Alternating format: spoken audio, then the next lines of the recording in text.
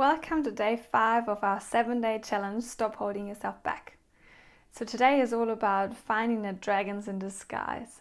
So this is all about finding that, that yucky self-talk that's happening. So what you can do is to figure out, what's actually happening here is you can go in front of the mirror and look into your own eyes and see what you're telling yourself.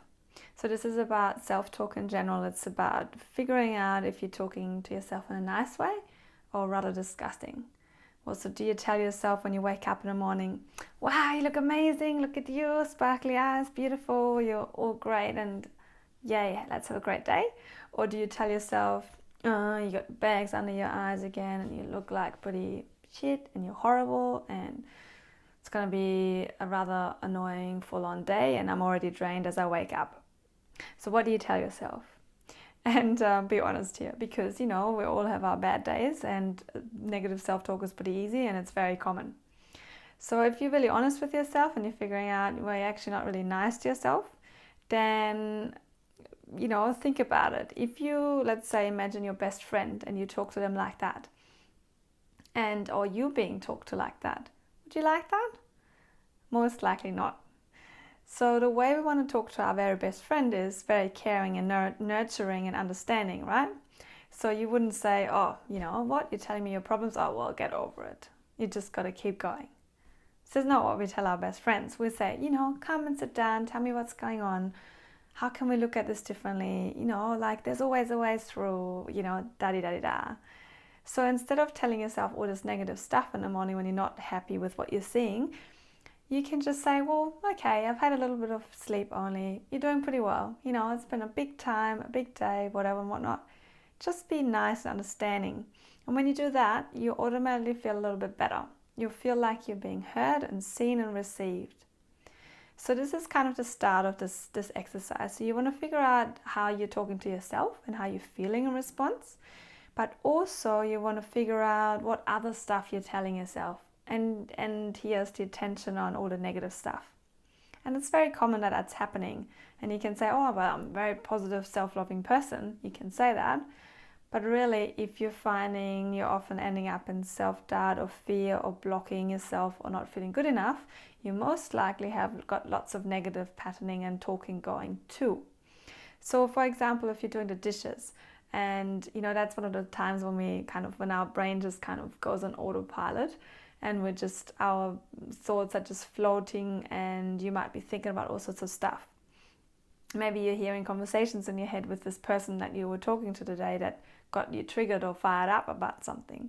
Maybe you're thinking just about some cool inspirational ideas and you're dreaming away. Well, that's so cool. It's just a matter of paying attention to what you're thinking about yourself and what you're saying towards yourself. So let's say you're dropping a glass on the floor and it's breaking. Do you tell yourself, oh, that's okay, can break, things like that happen? Or do you say to yourself, oh, not again, I'm doing this again, da-di-da-di-da. So it's kind of paying attention to this. What are you telling yourself again and again? Is it you're not good enough? You're not far enough? Oh, you can't do this? Or you can't, how would people listen to that? You might be hearing, oh, it's all been done before. So it depends on your dream and your vision that you've outlined on day 2 to really establish what it is that's coming up there. But let's say you wanted to have this fulfilled business vision that you've got and you want to have this idea about something that you want to be sharing with the world and you've been holding it back so far, then step forward and really think about it. If you don't share it, those people will miss out. So if you keep on holding back just because you think you're not good enough or not far enough or whatever, these people that you're meant to be serving are going to miss out. And is this really what you want?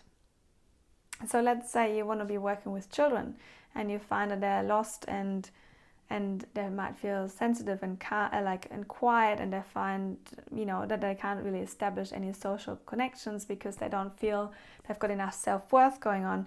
And they constantly get caught up in things where they get told off for either not being, onto it enough or listening enough or doing the jobs that are being asked by them.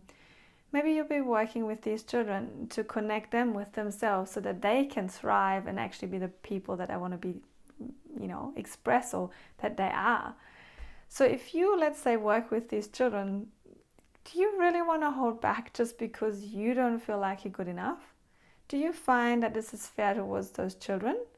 Would they still have someone like you helping them with your unique experience and your unique background, your unique cocktail of experiences and skills? Most likely not. So please don't hold back just because of that. And the more you're aware of this, and the more you're aware of the fear patterns and the self-sabotage patterns and the self-talk and those dragons in disguise you are having happening in your own mind, the more you're becoming aware that it's actually pretty ridiculous and that it's pretty selfish to really listen to them, because it will hold you back, but you won't be serving those people that you're meant to be serving, and they're missing out on that. And yeah, that's not really fair. So if it's more like a selfish goal, maybe having a fancy car or losing weight or whatever and whatnot, and you feel like, oh, but it's all about me, it's not really that I'm helping anyone, well, then I've got to say, no, you're wrong. Because if you, let's say, for example, working on losing weight, you want to feel better in yourself. And that means that you want to be a better self, a self that's improved in mood, in well-being, in smiles, in feeling proud of yourself, in being sporty, energized, doing the things that you want to be doing. Well, if you look at it like that, it's still more selfish to hold back and feel down on yourself because you're not losing the weight, you're not feeling good in yourself, because you still don't have the health and the weight and the body that you want to be having. So you still hold back, you don't do the exercise, you don't catch up with the people I want to be seeing, you don't show yourself in the way that you want to be seen. And so therefore you're still holding back, and you're not doing yourself a service, but you're not doing anyone else's service either, because those people around you that could be seeing that shining light that you've got are missing out too. So really it's about, reassessing what those beliefs are, getting really clear on what they are first and foremost, and then shifting them and flicking them into something that's much more positive and much more in line with what's truly happening and what's going on here. And the more you do that, the more you draw a picture and you see what you've been doing to yourself, and you see more and more reasons why you actually can't hold back anymore. So if you download the sheet for today and fill in the questions and the lines, you'll find you get quite a bit of clarity with this. And I can't wait to hear what you come up with and your aha moments. And please head on over to the Facebook group and share with what's come up for you. And I can't wait to read through it. So go for it and have fun with it.